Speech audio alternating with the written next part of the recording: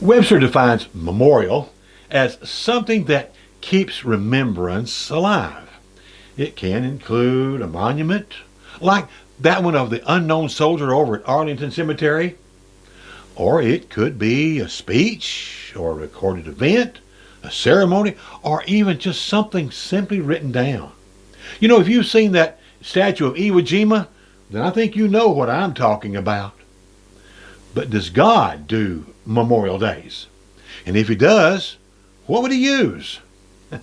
We're going to answer those questions in just the next few moments. You're watching Timeless Talks, timeless subjects, information for life. So, does the God of heaven, the creator of mankind, do Memorial Days? Has he set aside something that would bring about specific memories? Well, our search for answers begins early in the life of the Jewish nation with a very clear, resounding yes. The Jewish people and Pharaoh of Egypt had seen 9 different ways in which God of the Jews, that's Joseph's God, was far superior to any Egyptian god. But Pharaoh remained stubborn. He would not release all his Jewish slaves. God told everyone, especially the Jews, to paint their doorposts with the blood of a sacrificial lamb. He said, "The blood shall be a sign for you on the houses where you are. And when I see the blood, I will pass over you, and no plague will befall you to destroy you when I strike the land of Egypt. This day shall be for you a memorial day, and you shall keep it as a feast to the Lord throughout your generations, as a statute forever. You shall keep it as a feast." On another occasion, God used Joshua, Moses, Aaron, and Hur, and all the Israelite army, to seriously prevail over the Amalekites. Then God said, "Write this as a memorial in a book and recite it in the ears of Joshua, that I will utterly destroy the memory of Amalek from under heaven." God wanted this defeat of Amalek remembered. When the children of Israel were starting to cross the Jordan River over into the Promised Land, God told Joshua to pick one man from each of the 12 tribes. Each of the 12 were to pick up one large stone from the middle of the Jordan River and carry it to where they would camp that night. There they would create a stone memorial. They could do this impossible feat because God was blocking off the flooded Jordan River and creating dry land for them to walk on. Joshua told those 12 men that this may be a sign among you. When your children ask in time to come, "What do these stones mean to you?" then you shall tell them that the waters of the Jordan were cut off before the ark of the covenant of the Lord. When it passed over the Jordan, the waters of the Jordan were cut off. So these stones shall be to the people of Israel a memorial forever.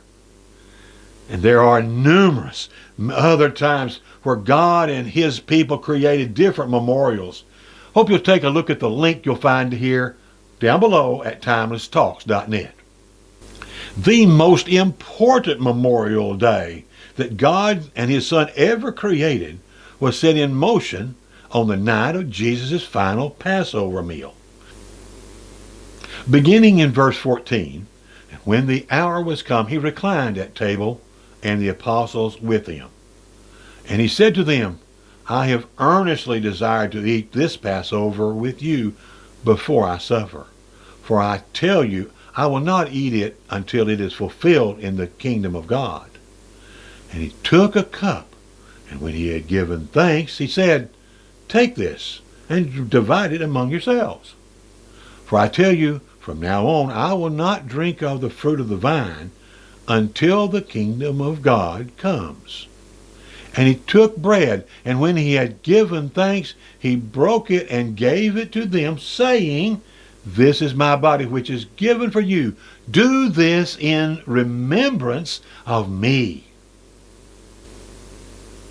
We find in Acts chapter 20 that the New Testament church participated in the Lord's Supper every Sunday. Every Sunday they remembered. They remembered the unbelievable pain and suffering Jesus received. They remembered him being placed in that tomb. They remembered his resurrection. And all they used was unleavened bread and the fruit of the vine. They also remembered how valuable they were to God. You see, he let his son do all this for them. They must be valuable, just like you are valuable.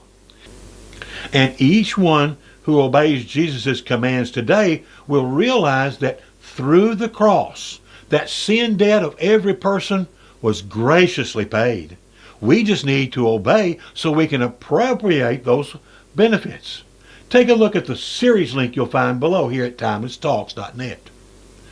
Every last Monday in May, it's good to remember those who paid the ultimate sacrifice for America's freedoms. Those freedoms are not free.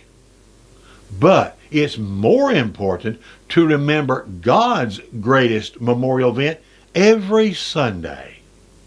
At Timeless Talks, we would love to answer any questions you might have. Leave a voice message at the number below, or send a text message to that number. You can also use the contact page or the prayer request page if you like. But don't pass up the free e-booklets and transcripts that are also available. You see, we love you and we're here to serve you. But until we can visit again, well, goodbye for now.